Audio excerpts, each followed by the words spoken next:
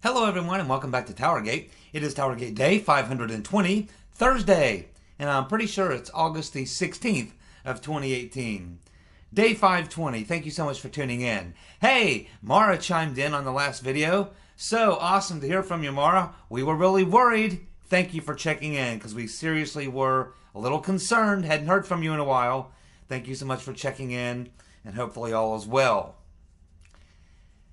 Oh my goodness, we're going to have some fun today.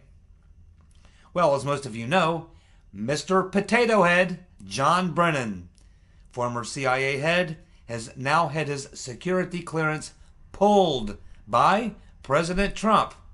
And he gives the reasons why. And all the reasons he gave are totally legitimate. There's no need for Brennan to have a security clearance in the first place. Plus, he's become essentially unglued. He's called for essentially a coup, which he was participating in anyway. He's completely gone off the edge. And I believe he accused the president of committing treason, when in fact he's the one who was, well, it wouldn't really be treason, it would be sedition, but he was talking treason, but it would actually be sedition, and it was he that would be guilty of sedition. And can you imagine how angry he was? I bet he was madder than hell. I bet when he heard about it, I bet he was punching doors and screaming and hollering. Oh man, I would love to have been a fly on the wall when Brennan learned that he had a security clearance pulled. He was not going to need a security clearance anyway where he's going. And where he should be going is like Sing Sing or somewhere. In fact, what's the place out in San Francisco? Alcatraz. They should, I know it's like closed, right? They should reopen Alcatraz and have military tribunals right there in Alcatraz. And no, actually, keeping these people alive at Alcatraz would be awfully expensive. Maybe what we should do, I know it's pretty shark-infested waters there at Alcatraz. What we should do is take all the perps, and we should take them about halfway between the coastline and Alcatraz. We should throw them overboard and let them swim for it and see how many of them make it before they become shark food. How about that? Yes, Mr. Potato Head has lost his clearance. But not only that, there's quite a few others who are on that list, on the President Trump's list, to lose their security clearances. Because after all, it's not a right, it's a privilege. And usually they let these guys keep their security clearances because they may have information, and they may be a future CIA director or someone in the intelligence community may want to have a word with them about something they may have had knowledge of that may be current or something like that. But really, can you imagine anyone in the Trump administration calling Brennan or any of these people and Clapper or any of them wanting to find out from them anything about intelligence? They don't know anything about intelligence. They were too busy running a frame-up on the president. Alcatraz, if they can make the swim. That's what I say. Yes, it looks like also other people who may be losing their security clearances would be, of course, Rice, the dishonorable James Comey, the unwitting idiot James Clapper, Andy McCabe, Michael Hayden, and silly Sally Yates. All are looking at having their security clearances pulled. And like I said, they all need their security clearances pulled because where they're going, they will not need a security clearance. Maybe some Western oil, but no, they will not need any security clearance. Rand Paul had a fantastic idea, which was followed by a really bad idea.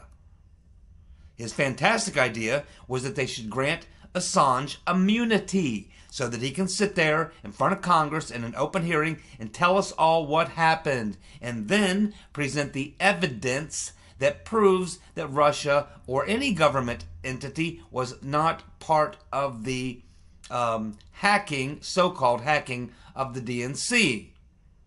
He got that part right. Well done, Dr. Paul.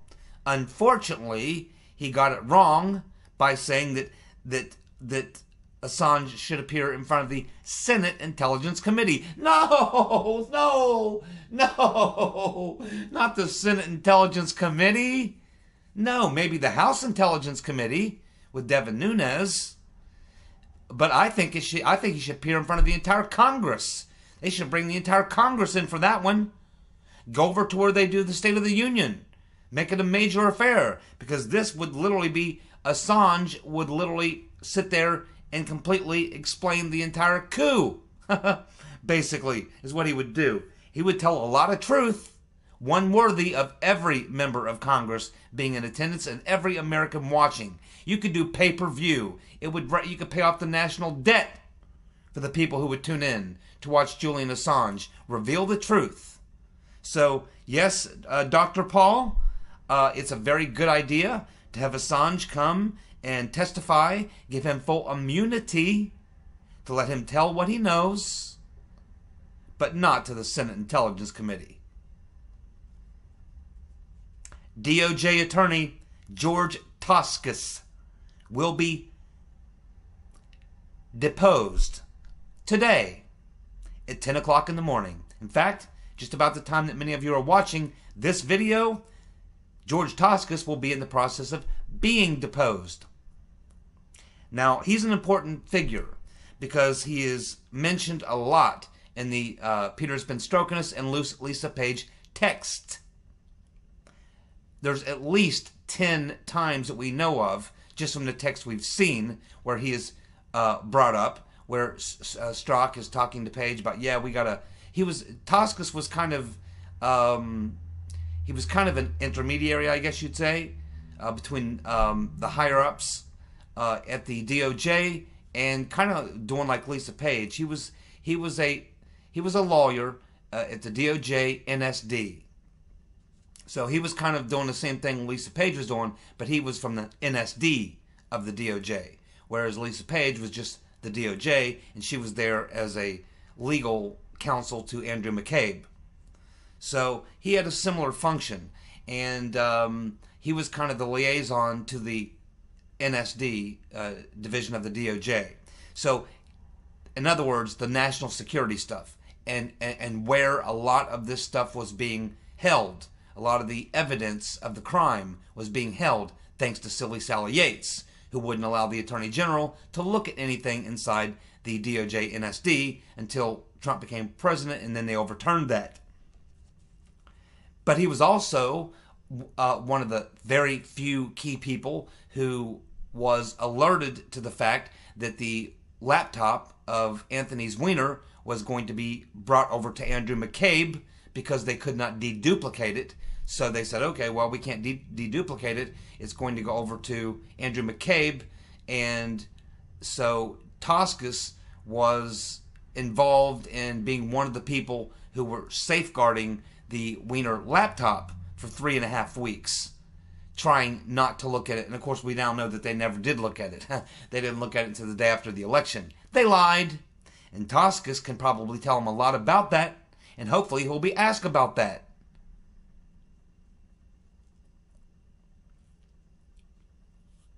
He was also very, very deeply involved and knowledgeable about everything going on with the FISA warrants, particularly that first FISA warrant launched by Silly Sally Yates.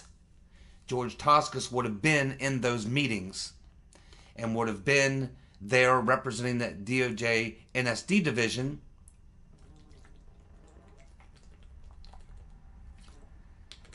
And reviewing the material that was going to be put into the application to get the FISA warrant.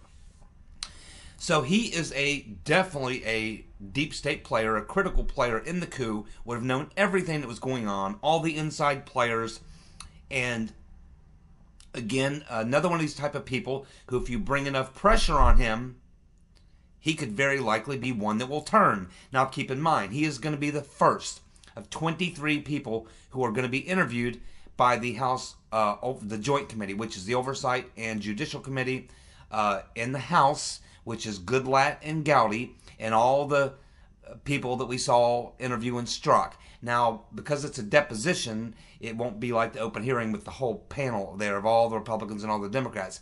Goodlatte will probably do like he's been doing, select 4 or 5 Republicans. We already know that Jim Jordan has already been selected, and probably Mark Meadows will be on that. Goodlatte himself, Trey Gowdy. And so there'll probably be 5 or 6, 7, 8 Republicans and about the same number of Democrats. And the way Goodlatte's been doing it is he's been doing it separately, letting the Republicans sit with the guy or the person for a while, and then he'll have the Democrats. He's been keeping them separated. That's the way that he's been doing it. I assume it's been more productive that way. So, and it's keeping out the leaks. So the requests were made by Devin Nunes. He sent 3 lists to Bob Goodlatte and said, here's 23 people you need to interview. So this will be the first. Toscas will be the first. Bruce Orr will be being deposed on the 28th. And we can assume there'll probably be some other people in the next 2 or 3 weeks, even before the 28th rolls around. There'll be some more people, even before Orr, who will be deposed by this joint committee in the House. And they'll be learning quite a bit, I'm sure. They'll also be getting a lot of lies and a lot of bullshit and a lot of I don't know, I can't remember, I can't recall, I can't answer that. They'll be getting a lot of that.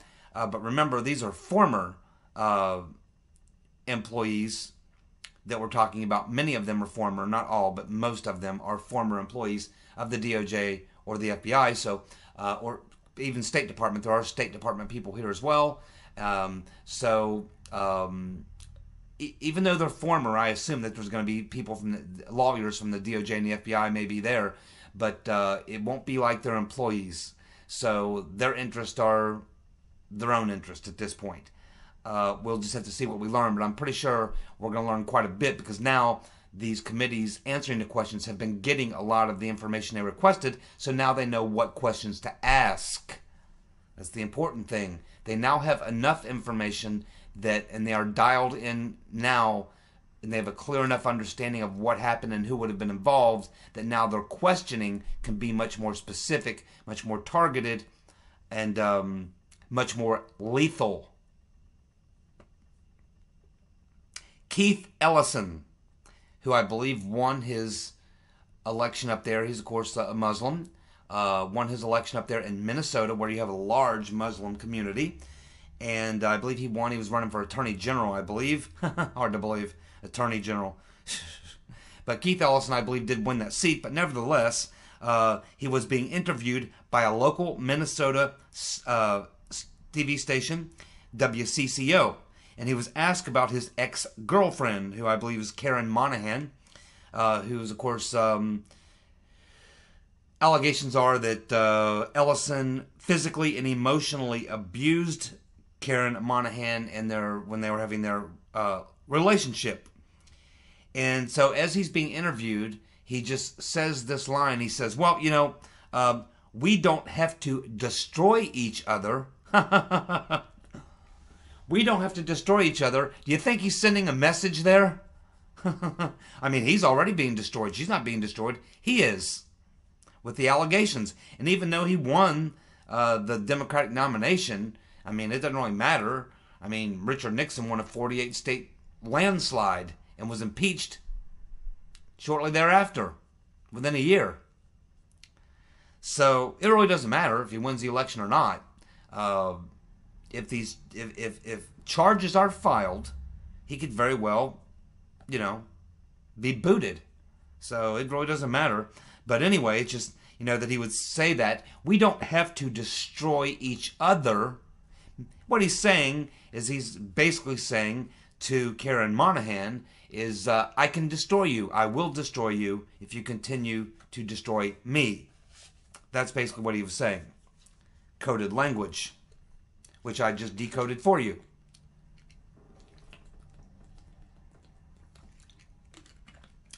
Well, well, well. What do you think about this? The Rotten Reverend tweeted out a tweet to praise an 11-year-old girl named Mariana Taylor, who was disciplined by her teacher for kneeling during the Pledge of Allegiance. And she says that Colin Kaepernick inspired her. Well, the Rotten Reverend Clinton hears about this news story, and so she takes to Twitter and says, quote, "It takes courage to exercise your right to protest injustice, especially when you're 11. Keep up the good work, Mariana." The Rotten Reverend. You know, I think that the Rotten Reverend watches my YouTube channel. I think she's actually a closet misogynist. Probably watches every episode. Probably watching right now. So if you're watching, Reverend, let me analyze this for just a second.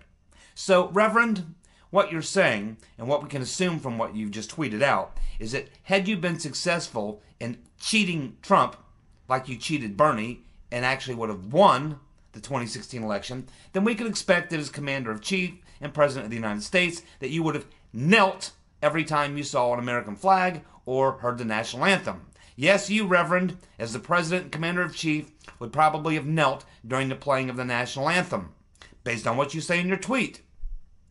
And I imagine when you went to visit the military, you went on a ship or on a military base, what, you probably would have knelt then as well, as they marched by, saluting you? Would you have given them the finger in return? Is that what you would have done, Reverend? We can only assume that based on your tweet. After all, the injustice. And you would know all about injustice, wouldn't you, Reverend? And for this poor little girl, 11 years old, not old enough to understand these types of issues, someone's putting her up to this. Probably some liberal parents who voted for the Rotten Reverend. You, Reverend.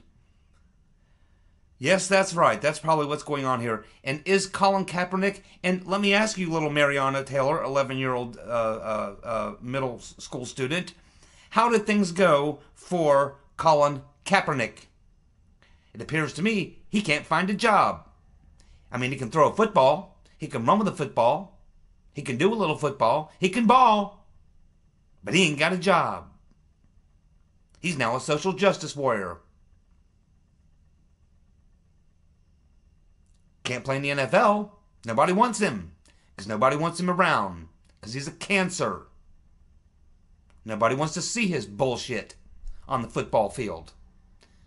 Now, if he wanted to go out and protest on his own time, that's fine.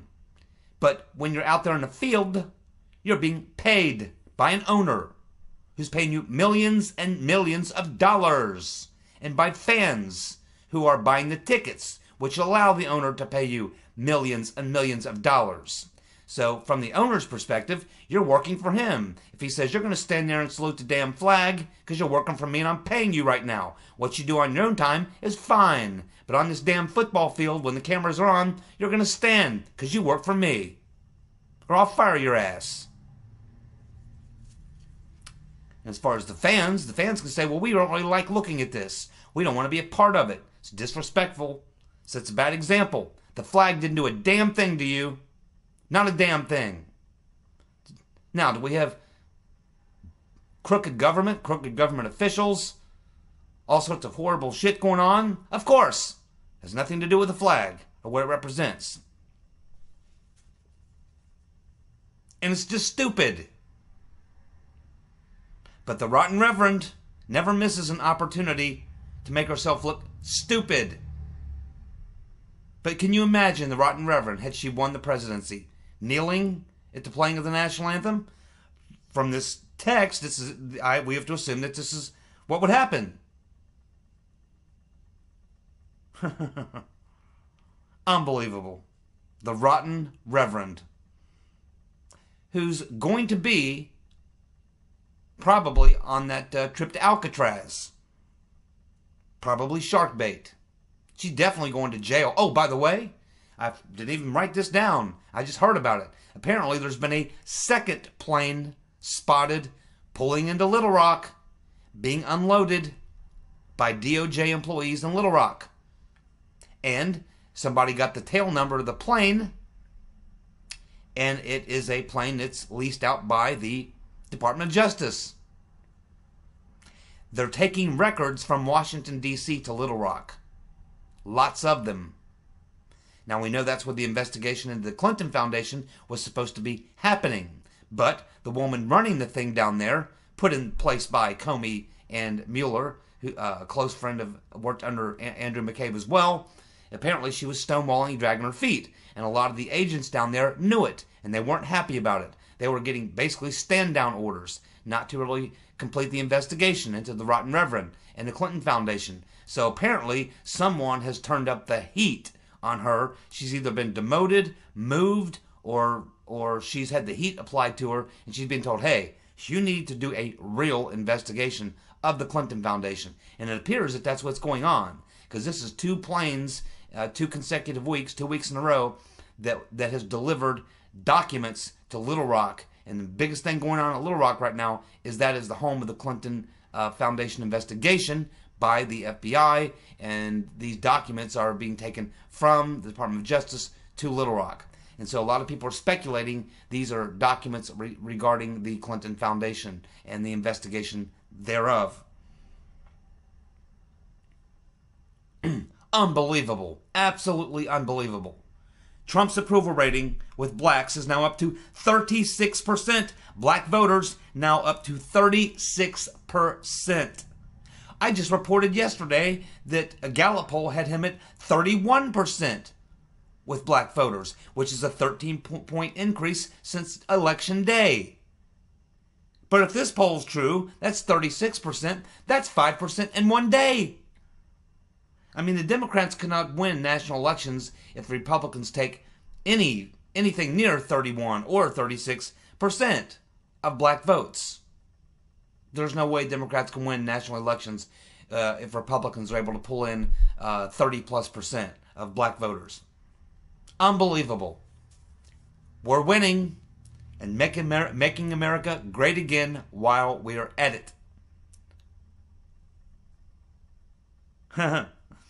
Trump, best troller on the planet.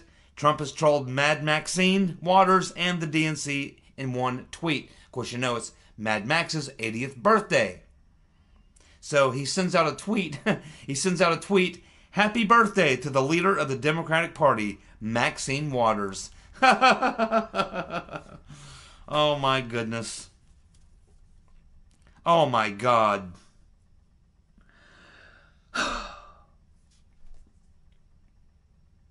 Chelsea Clinton. A chip right off the old blockhead.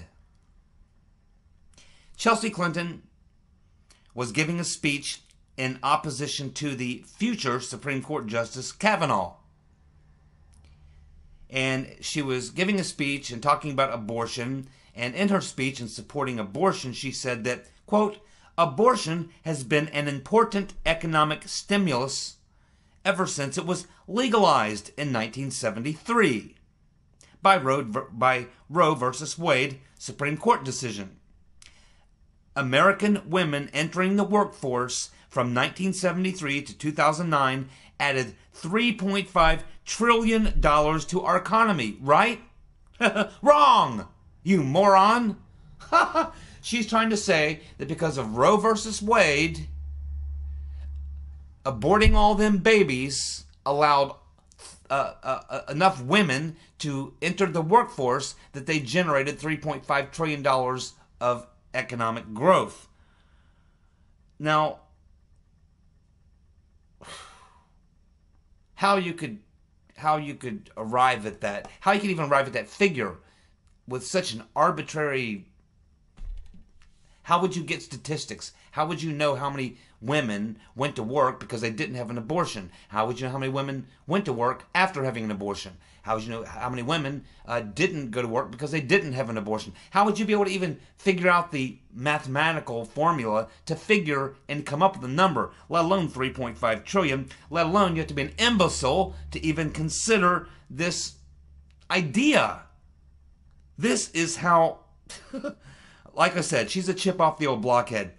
Hillary Clinton's a dumbass, really. She's clever, she's evil, but she's not really all that smart. Clearly, Chelsea takes after Mama. And both of them. You look at both of them. They both have a couple of heads on them, like house cats. Heads on them like house cats. Dumber than bricks. Crooked as hell. Like mother, like daughter. Chip off the old blockhead. Yep. The abortion laws helped create $3.5 trillion of economic growth, contributed $3.5 trillion to the economy. Abortion. We can thank abortion for giving us $3.5 trillion worth of economic prosperity. Well, how about this? Since we're just playing crazy math, how about those 3.5 trillion? How about how many million babies? I don't know how many babies we aborted from 73 to 2009, but I'd say millions and millions and millions. How about how much money those millions and millions of aborted babies would have created in our economy? How about the fact that one of the babies may have cured cancer or leukemia, or set a new home run record, or invented some great product, or created some great business that created a bunch of jobs, which increased the tax base? How much did we lose, Chelsea, by aborting those millions of babies? I mean, I can play the same game, can I not? I believe I can. And I believe I just did.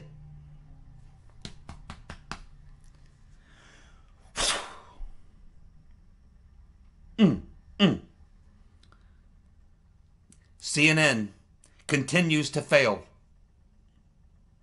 It's not enough that they have been getting beat by reruns of Yogi Bear and the Garden Channel.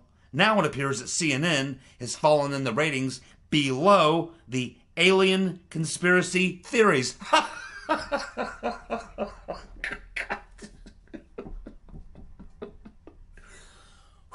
Let me gather my thoughts here.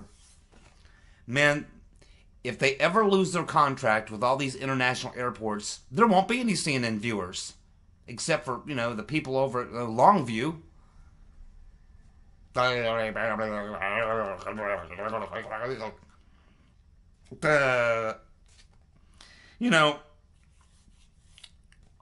It's a good thing I'm a little bit crazy. You have to be a little bit crazy to understand this world, to understand the left-wing nutcases in this world. Nor, people who are not just a little off like me would actually go actual crazy. This is how I stay sane. This is actually how I stay sane. Keeps me reality based. CNN, they never cease to amaze. Uh-oh. Looks like we have another name that could be added to the Clinton body count. Wouldn't this be the second one in like 2 weeks? I'm losing count. It appears that an investigative journalist named Jin Moore was found dead in her hotel room in the District of Criminals, just weeks after reporting Bill Clinton, Slick Willie Jefferson Clinton Blythe, after she reported Bill Clinton to the FBI and the Department of Homeland Security for alleged child rape. It appears that Miss Moore died of an apparent seizure. No official cause other than seizure, it appears, has been investigated. No official case has been opened. No autopsy has been planned as of yet. Well, if you're going to do one, you would have done it. It's been 3 weeks or so. I mean, you don't do an autopsy 3 weeks after the death, do you? Moore, it appears, was working on a story about abused and trafficked children. She interviewed a 26-year-old man who said, as a boy, he was sexually abused by Bill Clinton, Slick Willie, and pimped out at private sex parties by other DC elites. The situation with Slick Willie apparently occurred on a yacht off the coast of New England with a bunch of liberal social elites, political elites, of which Bill Clinton was one. He apparently sexually abused this man when he was a child. I just don't even know what to think about this. I mean, we know that Clinton is a sexual assaulter, possible rapist, and everything else. But I've never really heard much about him and children. Now, he likes them young, obviously, much younger than him. But I've never heard about him, allegations of Clinton himself, and boys and young boys or anything like that. Clinton always seemed to be just your typical, pervert. Seemed to have always liked women. But who knows? But it's just another strange, unexplained sort of death that's associated with someone, again, reporting the Clinton. She believed this guy enough that she went to the FBI and the DHS and said, "Hey, I just interviewed this guy, and his story is very compelling, and I kind of believe him, and he's got a lot of evidence, a lot of things he can tell you about facts and details." I mean, I'm kind of worried. I'm kind of nervous. I'm kind of scared. She goes to the FBI and the Department of Homeland Security, and she ends up dead in a D.C. hotel room. San Francisco. It looks like they've solved the problem of the homelessness pooping in the streets. Now, if you remember, we reported on this back a few weeks ago, and they were considering a program to teach the street people hygiene. Give them classes in hygiene. I know. Give them one of them little travel bags with a toothbrush and a shaving kit and some deodorant and a bar of soap. Maybe some mouthwash or something like that. A pack of certs, possibly something like that. But I guess they abandoned that idea. Didn't think it was too popular. So now they have decided to turn it over to the public works and make it a public works project. So now they're going to hire a bunch of people to go out and scoop up the human poop. They will be called the poop scoopers. So now you can apply for a job. If you really need a job in San Francisco, you can apply for a job as a human poop scooper. Maybe, how about this? How about they get all the people who are actually pooping on the street, sign them up for them jobs as the people to go out and scoop poop, and let them scoop their own damn poop. They're going to expand the size of government, dig more into the tax base. They'll probably raise some taxes to pay for all the human poop scoopers, when in fact the first best solution to the problem would be to terminate the disastrous policy of being a sanctuary city. That would probably solve the problem on its own. But you could also maybe deliver some porta potties. How about that? Just some damn porta potties. But even better, like I said, go out and recruit these people. You see them pooping on the street. Say, hey, obviously you're a street person. Looks like you need a job. The city of San Francisco is hiring. Enough for you to actually have an apartment, pay for your bus fare every day, to walk up and down the street and do whatever you do. So you can actually go to work now for the city of San Francisco. They'll pay you a monthly wage. You can poop on the street and then clean it up. There you go. 2 problems solved with 1 swing. I'm a genius. Now, I don't know if I can take any more today. Fortunately, this video is just about over. I'm just about out of time, and that's good because, quite honestly, with the revelations of today, I may need some therapy. So, we'll be back tomorrow with Friday's TowerGate video, and we'll see what shoe drops next. Maybe we'll get some leaks about what we learned from Mr. Toscas. It's just a matter of time before some of these people start to turn, and it won't take long. The entire house of cards is collapsing. I'm sure many of you can feel it. You can feel it in the air. You can see it happening. You know it's happening. The tide has turned. It won't be long now. Thank you so much for tuning in. Guys, have a good night. Be safe, everybody. Bye.